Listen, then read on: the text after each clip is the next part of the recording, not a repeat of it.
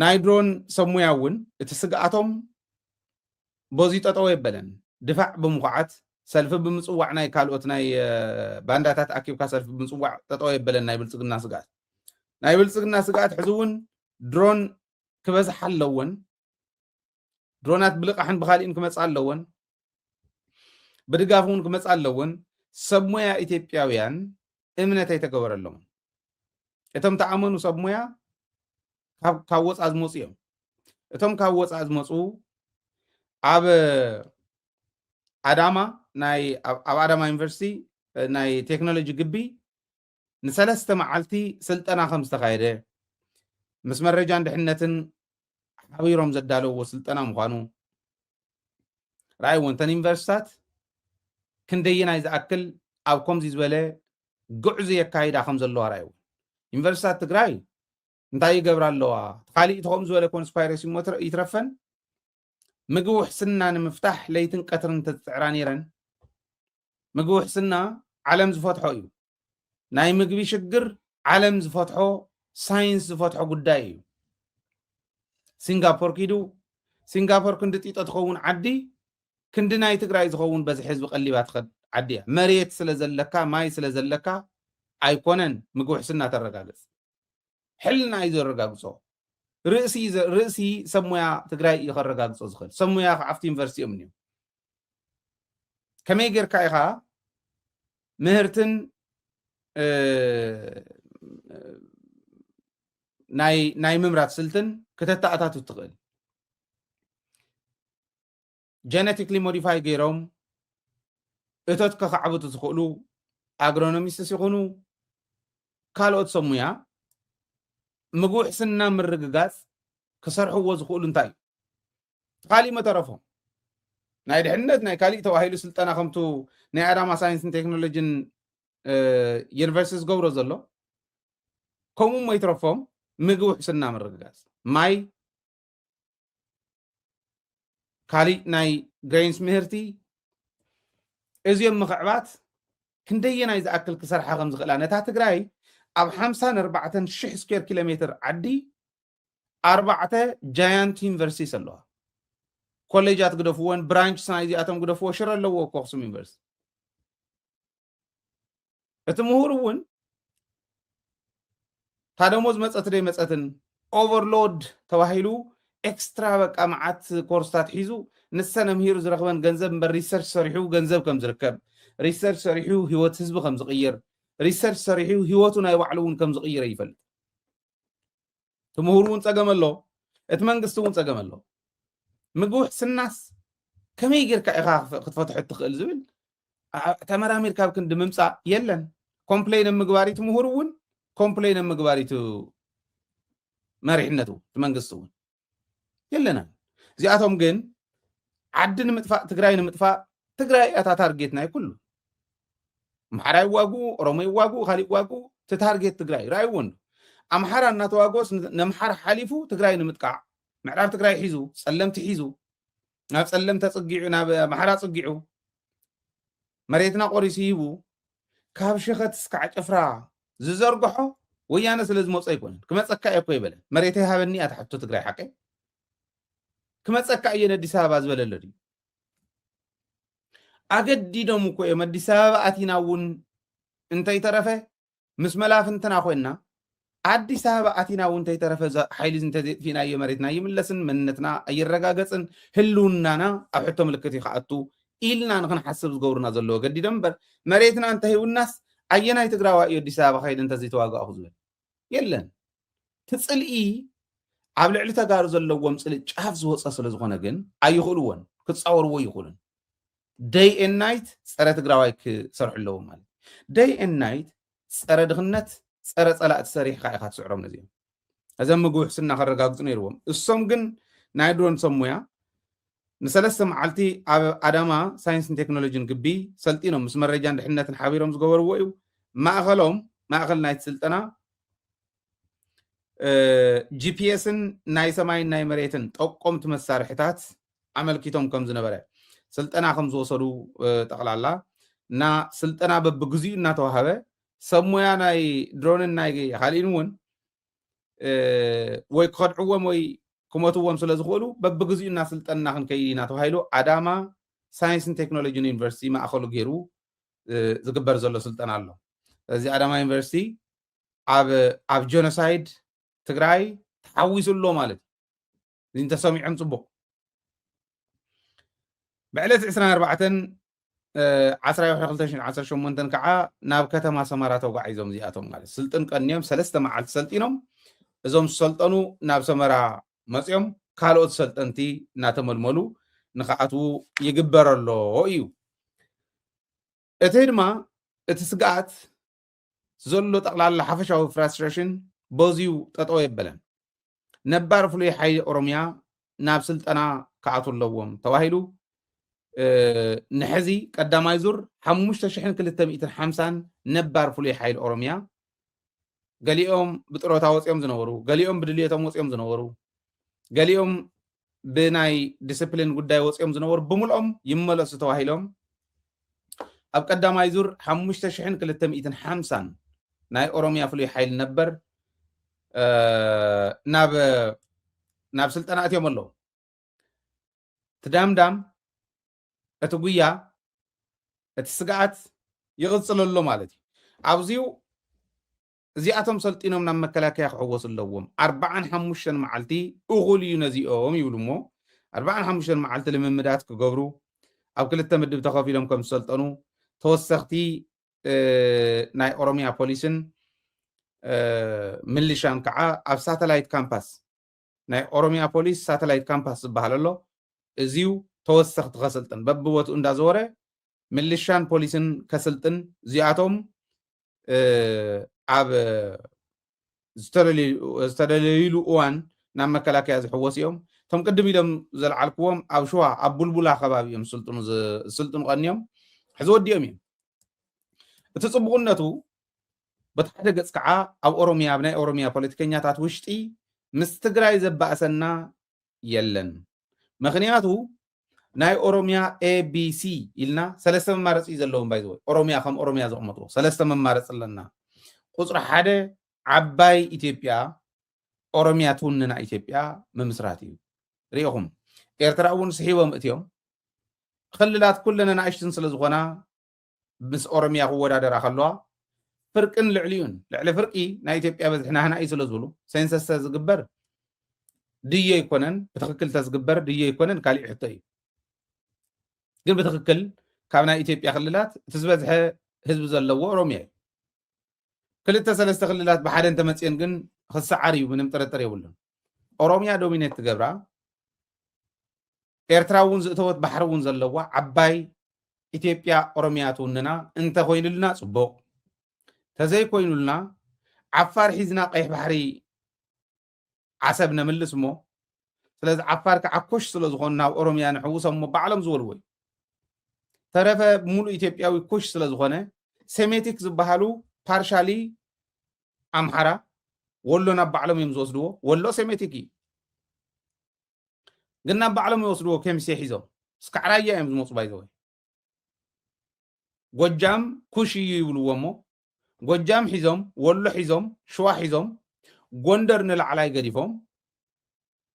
ናባና ገዲፎም እዚ ጎንደር ትግራይ ኤርትራ ዘሎ ሴሜቲክ እዚ ከም ዘለዎ ንባዕሉ ሴሜቲክ ተባሂሉ ክቕመጥ ይኽእል እዩ። ተስተረፈ ግን እቱ ብጀጋኑ ዝተሰርሐ ህዳሴ ግድብ ሒዞም ብጀጋኑ ዝተሰርሑ ዝተፈላለዩ መሰረተ ልምዓት ሒዞም ቀይሕ ባሕሪ እውን ሒዞም እዚ ዝሓዘት ኩሽ ትበሃል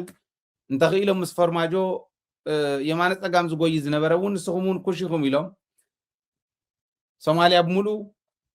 ነነዚ እውን እስካዕ ቀይሕ ባሕሪ ዓፋር ሒዞም እዚ ዝሓዘት ኩሽ ትበሃል ናይ ኩሽ ሃገር ንምስራት እዩ። ተዘይክኢሎም ግን ቀይሕ ባሕሪ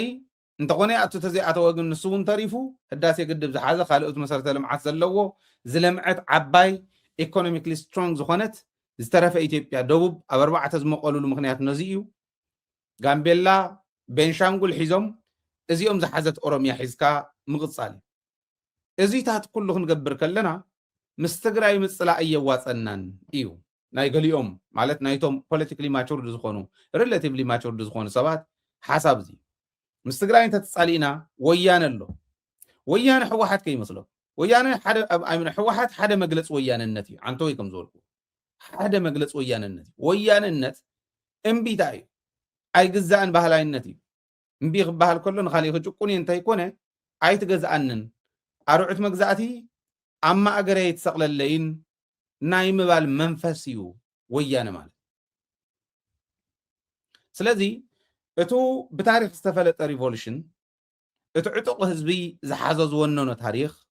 ፅባሕ ንጎ ካልኦት ሒዙ ዋላ እውን ኣብ ዘለዎ ኮይኑ ካልኦት ብሪሞት ኮንትሮል ከምፃልና ይኽእል እዩ ኣብዚኣ ኣፋፈት ኣዲስ ኣበባ ዝወፅሕሉ እዋን ሕዚ ክንከዲና ከምዚ ክንገብር ኢና ኢልና እንወፅሖ ደረጃ ስለዘየለ ጥንቃቐ የድሊ እዩ ስለዚ ጊደፉ ስለዚ ምስ ትግራይ ዘሎ ኩነታት ነርግብ እዮም ዝብሉ ዓንተ ወይለኩም ነይረ ኣብይ ኣሕመድ ድንቁርና ዝተናገሶ ሰብ እንተዘይኾን ነይሩ ናይ ትግራይ መሬት እንትምልስ እንተሎ ንኻልኦት ክስዕሮም ክእል እዩ ሕዚ እቲ መንፈስ ናይ ካልኦት እቲ ናይ ክንቃለስ ኢና ተቃሊስና ክንስዕር ኢና ፍፁም ኣብ ልዕልና ናይ ኣብይ ኣሕመድ ሽርሒ ቸቸ ክብለይ ንፈቅድን ኢሎም ናይ ናፅነት ሓይሊ ተባሂሎም ጋምቤላ ኣለዎ ቤንሻንጉል ኣለዎ ሲዳማ ወላይታ ካሊእ ብምሎም ኣለዎም ናይ ኣምሓራ ናይ ኦሮሞ ግደፍዎ ናይ በዓል ዓፋር ናይ በዓል ሶማልያ ግደፍዎ እዚኦም ኩሎም ናይ ይከኣል መንፈሶም ኣብ ትግራይ ይስሩ ትግራይ ርእሳ እንተተድንን እዚኣቶም ኩሎም ንፅባሓይቶም ብረቶም ሂቦም ሰላም ተቀብለው ገቡ ዝብል ዜና እንሰምዓሎም እዩ ትግራይ ክትሰዓር ከላ ርእሶም ዘድንኑ ትግራይ ርእሳ ክተቕንዕ ከላ ርእሶም ዘቕንዑ እዮም ናይ ይከኣል መንፈስ መሰረቶም ኣብ ትግራይ ስለ ዝኾነ ስለዚ ጊዶፍ ኢሎም ነቶም ካልኦት ምልማኖም ትክክል እዮም ማለት እዩ ኣብዚ ደረጃ እዚ እዮም ዘለዎም እዚ ጥራሕ እውን ኣይኣኸለን ዓፋር ንኸይድ ናይ ዓፋር ፍሉይ ሓይሊ ፖሊስ እውን ዘለዎም ናብ እጉግመ ምስ ብረቶም ከይዶም ኣለዉ መዓት ብረት ምስ ብረቶም ክብለኩም ከለኹ ዝሓዝዎ ከላሽን ጥራሕ ኣይኮነን ከበድቲ ብረት ሒዞም ናይ ቡድን መሳርሒ ዝበሃል ናይ ጉጅለ መሳርሒ ዝበሃል ሒዞም ከይዶም ናይ ዓፋር ፖሊስ ናይ ዓፋር መንእሰይ ናይ ዓፋር ፍሉይ ሓይሊ ናብ እጉግመ ናብ ሰራዊት ዓፋር ይሕወስ ኣሎ ንኣብነት 21 ሰባት ብቅድሚ ትማል ኣትዮም ተባሂሎም ኣለዉ ካብ ፖሊስ ዓፋር ካብ ፍሉይ ሓይልን ፖሊስን ዓፋር እዚኣቶም ሓደ ድሽቃ ሒዞም 3 ብሬን 2 ስናይፐር 15 ከላሽን 2 መራኸብ ረድዮ ሒዞም እዩ ማለት እዩ 21 እዮም ሓደ ድሽቃ 3 ብሬን 2 ስናይፐር 15 ከላሽን 2 መራኸብ ረድዮ እዚኦም ናብ እጉግመ እዮም ተሓዊሶም ዘለዉ ዝብለኩም ዘለኹ ሰልጠኑ እዮም እጉግመ ሰራዊቱ ብጣዕሚ ካብ ቆፃፀሮ ካብ ዝኽእል ንላዕሊ ኮይኑ ዘሎ ኣብ ኩሉ ብሄር እውን ተመሳሳሊ ቤንሻንጉል ኣብ ዝቐረበ እዋን ሪኢኹም ኢኹም ኣሶሳ እንተይተረፈ እዩ መረፃ ይካየድኒ ኢሉ ኣብ ኣሶሳ ኣትዩ ይሰርሕ ከም ዘሎ እዩ ሪኢኩ እስካዕ ክንዲ እዩ ናይ ቤንሻንጉል ብጣዕሚ ጠንኪሩ ሱዳን ይሕግዘ እዩ ይብሉ ወያነ ይሕግዘ እዩ ይብሉ ሓገዘ ኣይኮነን ጭቆና ኣባህላ ኣሎ ገዛ ዓፂኻ እትገርፎ ከልብን እትገርፋ ድሙን እቲ ከልቢ ናብ አንበሳ እቲ ድሙ ናብ ነብሪ ምቕያሮም ኣይተርፍን ይባል ዓፂዩ ዝገርፎም ዘሎ ብሄራት እዮም ጠፍኡ ዘለዉ ህዝቢ ዝጠፍእ ዘሎ ህዝቦም ከይጠፍእ ዝቃለሱ ናይ ናፅነት ተቃለስቲ ከምዚ ሕዚ ንብሎ ዘለና እንዳሃደሙ ይኸዱ ኣለዉ ናብ ናፅነት ሓይሊ ይወፁ ኣለዉ ምስ ብረቶም ሰልጠኑ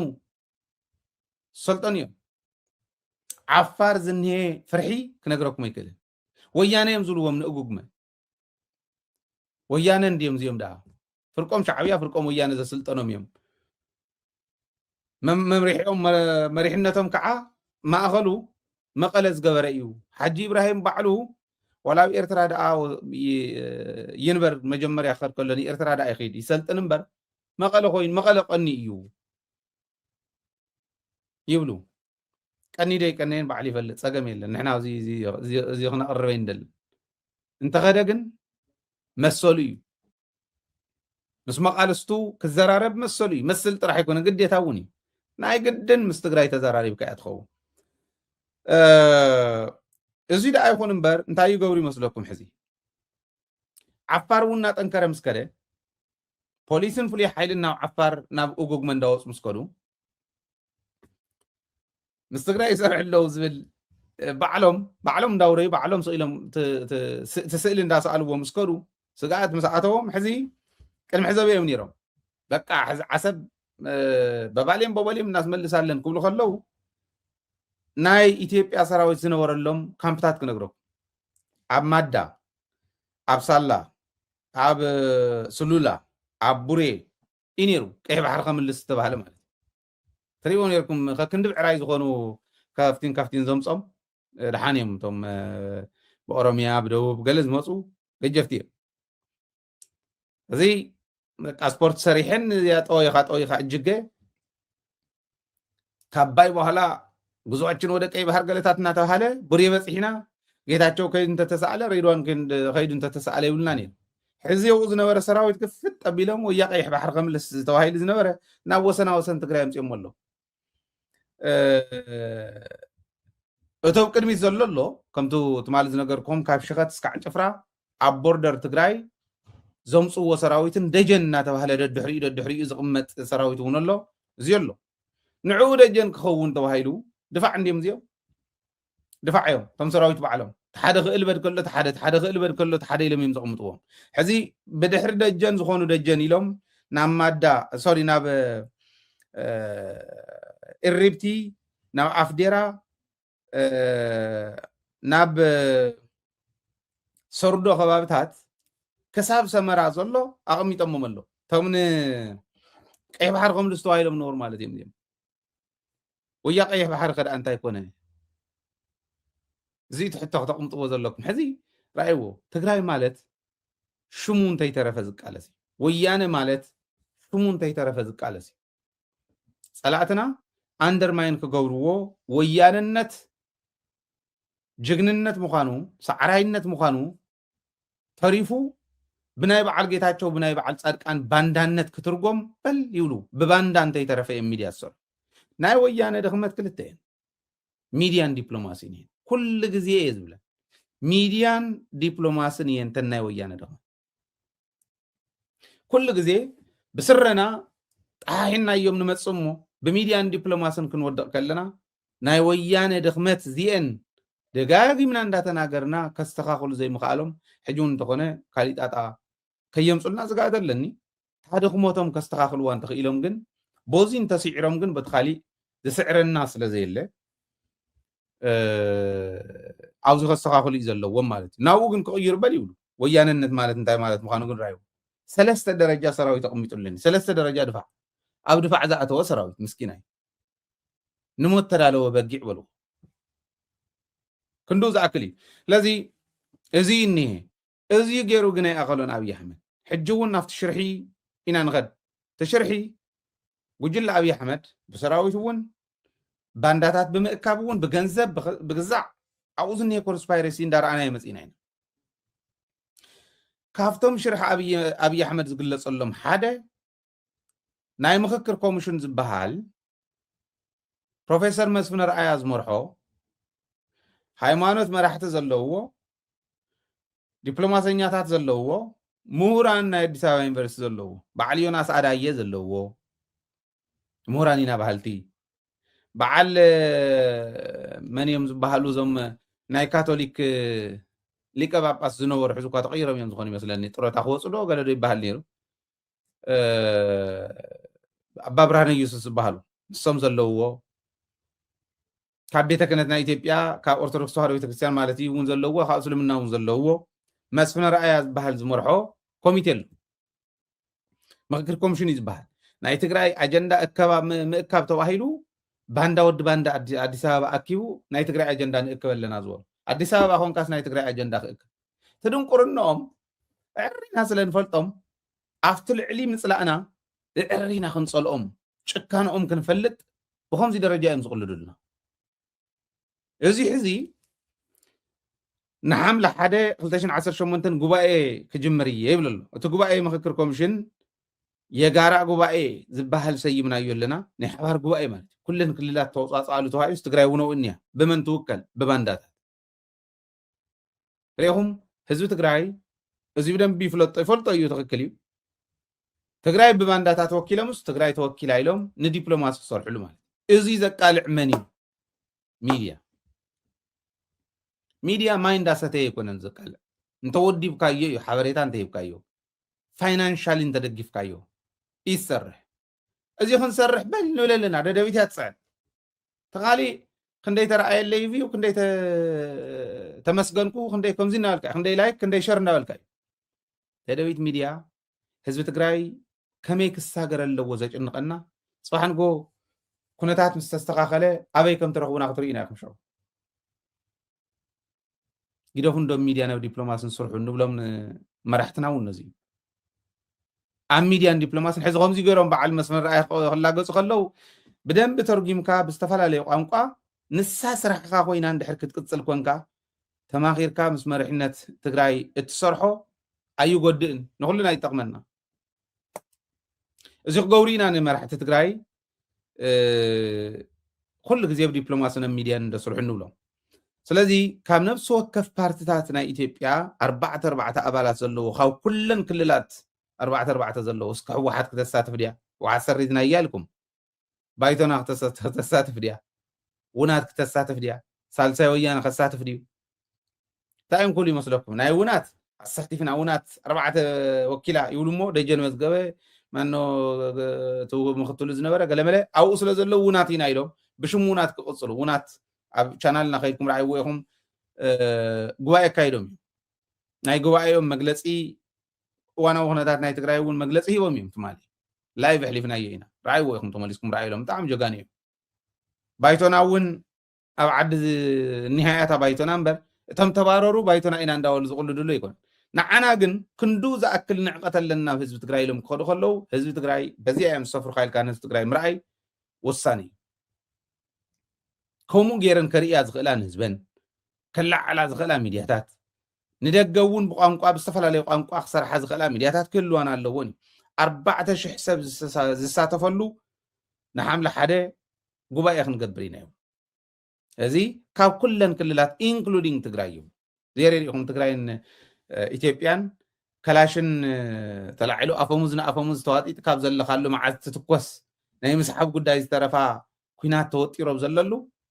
ትግራይ እውን ተሳትፈላ ኢሎም ዜና ይሰርሑ ኣለዉ ብሕጂኡ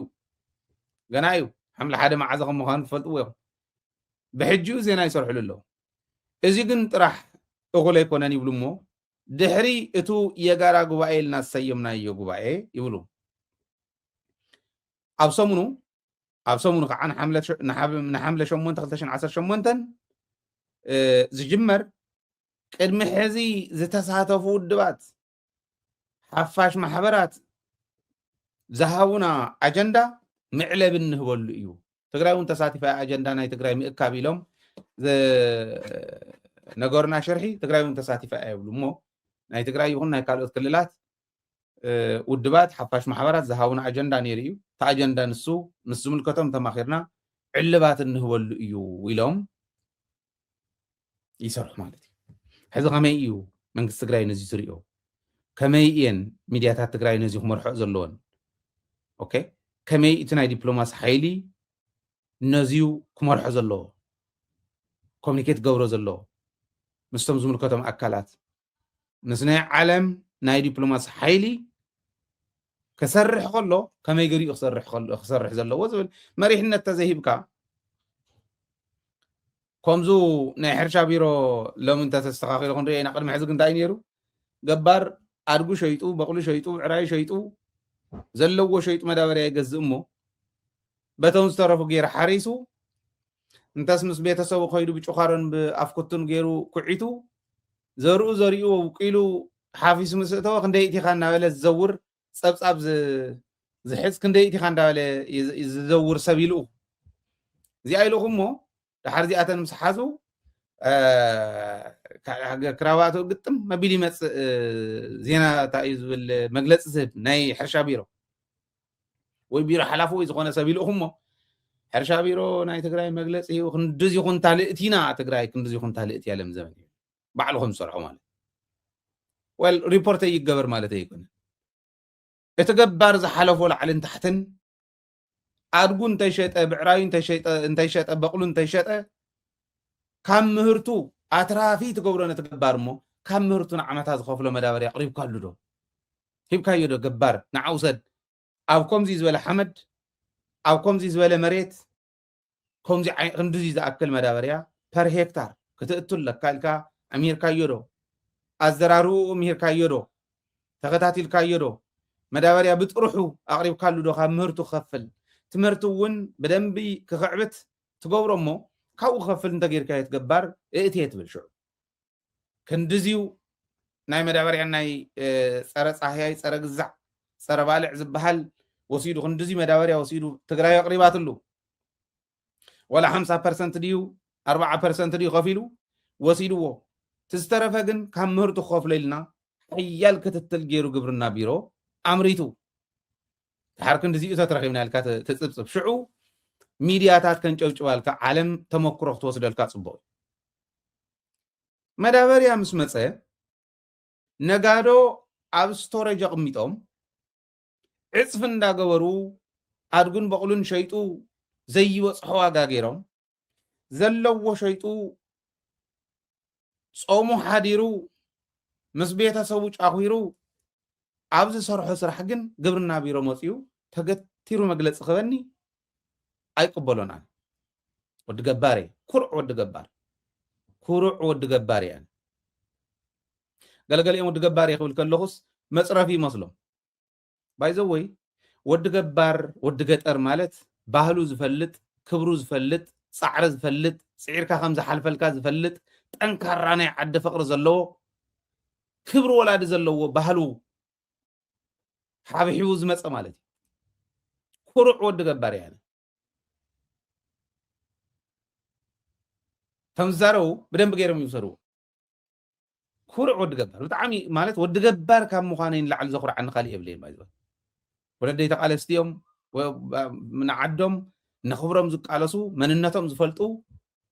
ክብሮም ዝፈልጡ እንዱባት ወለዲ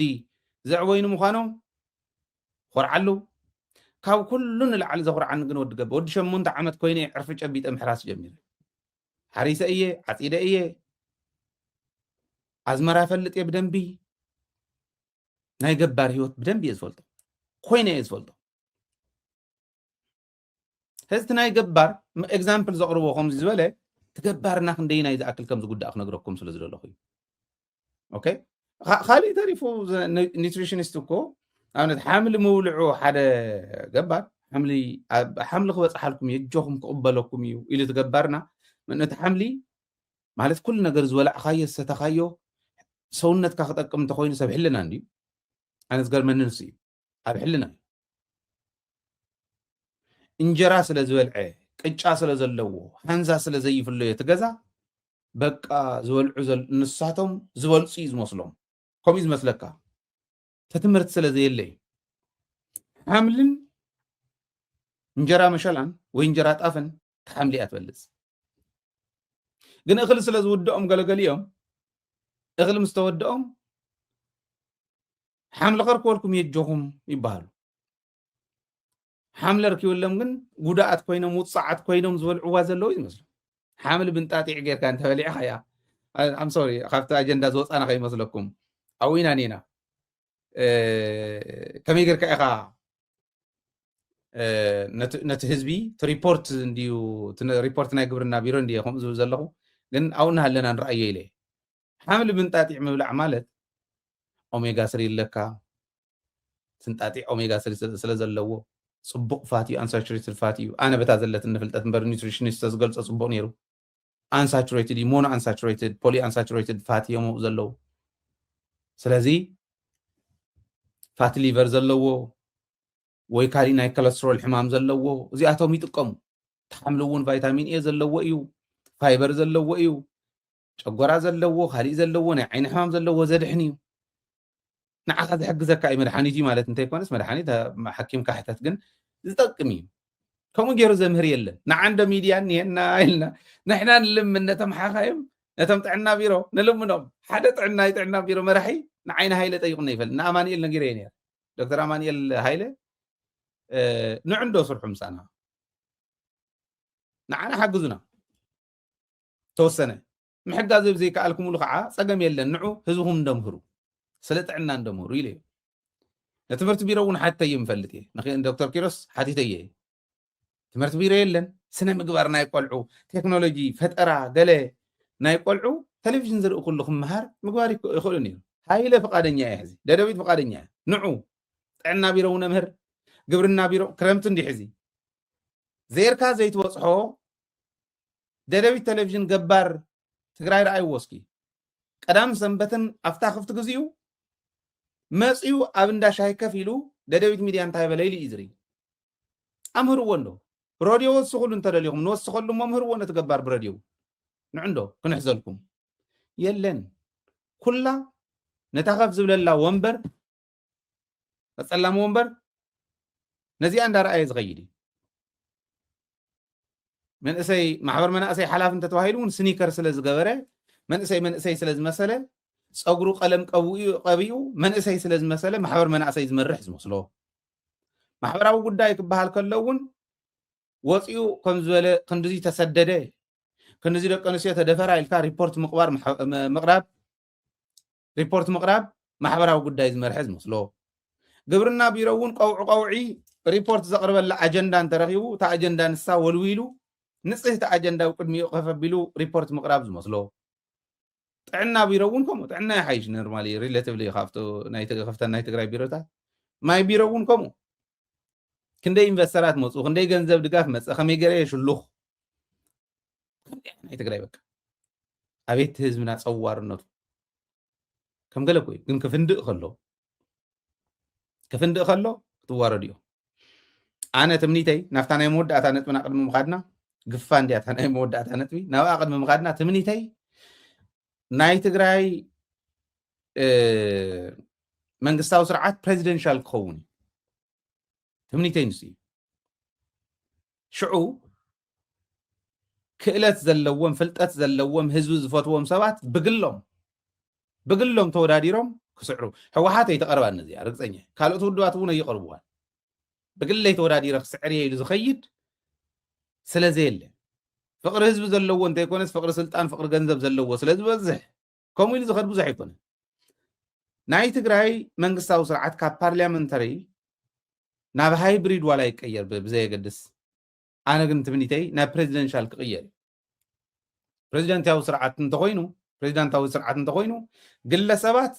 ብክእለቶም ብፍልጠቶም ተወዳዲሮም ህዝቢ ከሳግሩ ምእንታን ክሓልቕ ዝኽእል ስርዓት ከይህሉ ምእንታን ህዝብና ክሳገር ፕሬዚደንሻል ስርዓት ክኸውን እዩ ምሁራን ሪኮመንድ ግበሩ ኣብ ውሽጢ መንግስታዊ ስርዓትና ዘለኹም ናው ይቀየር ኢልኩም ፑሽ ግበሩ ናው ንቀይሮ ግድ የብልኩም ግለሰባት ተወዳዲሮም ይምፁ ፓርቲ እንተዝኾን ነይሩ ኦባማ ይመመፀን ኦባማ እስካዕ ሕዚ ብሊደርሽፕ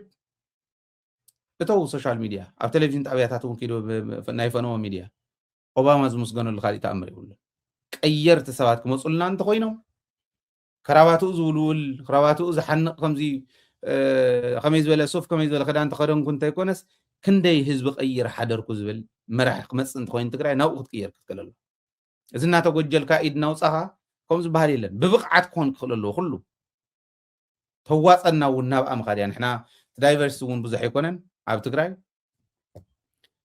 ዳርጋ ሆሞጂኒየስ ሶሳይቲ ክበሃል ዝኽእል እዩ ስለዚ ፕሬዚደንሻል ይዋፀና እዩ ባህሊ እየ ተዓጢቕኩም ፅንሑ ናብኡ ክንቅይር እየ ዝደሊ ኣነ ተዓጢቕኩም ኪዱ ዕጥቂ ማለት ኣንብቡ ዓዲ ዘሳግር ፍልጠት ሓዙ ናብኡ ክቕየር ከሎ ትግራይ መን ክመርሓ ከም ዝኽእል ንቅድሚት ክንሪኦ ኢና ማለት